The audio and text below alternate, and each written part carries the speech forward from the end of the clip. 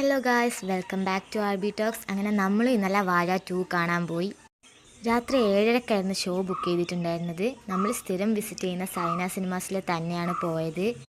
അങ്ങനെ നമ്മൾ പോപ്കോണൊക്കെ വാങ്ങിയ ശേഷം നേരെ തിയേറ്ററിനുള്ളിലോട്ട് കയറിയിരുന്നു. നമുക്കാണ് ഫ്രണ്ടിൽ സെക്കൻഡ് റോ ആയിരുന്നു കിട്ടിയിട്ടുണ്ടായിരുന്നത്. കണ്ണ് വേദനിച്ചായി സത്യം പറഞ്ഞാൽ ഇങ്ങനെ നോക്കിയിരുന്നിട്ട്. അങ്ങനെ മൂവി സ്റ്റാർട്ടായി ഗൈസ്. പിന്നെ ചുറ്റും എന്താ നടക്കുന്നതെന്നൊന്നും ഞാൻ അറിഞ്ഞിട്ടില്ല. ഞാൻ സത്യം പറഞ്ഞാൽ സ്ക്രീനിൻ്റെ ഉള്ളിൽ കയറി ഇരിക്കുകയായിരുന്നു.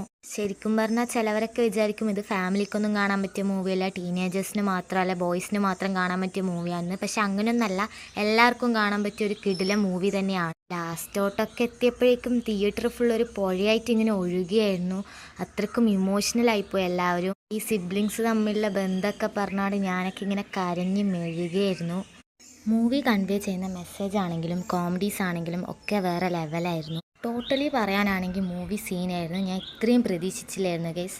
ഹാഷിറൊക്കെ കിഡിലനായിരുന്നു. അപ്പോൾ എല്ലാവരും പോയി കാണാം. അത്രയേ ഉള്ളൂ. ടാറ്റ.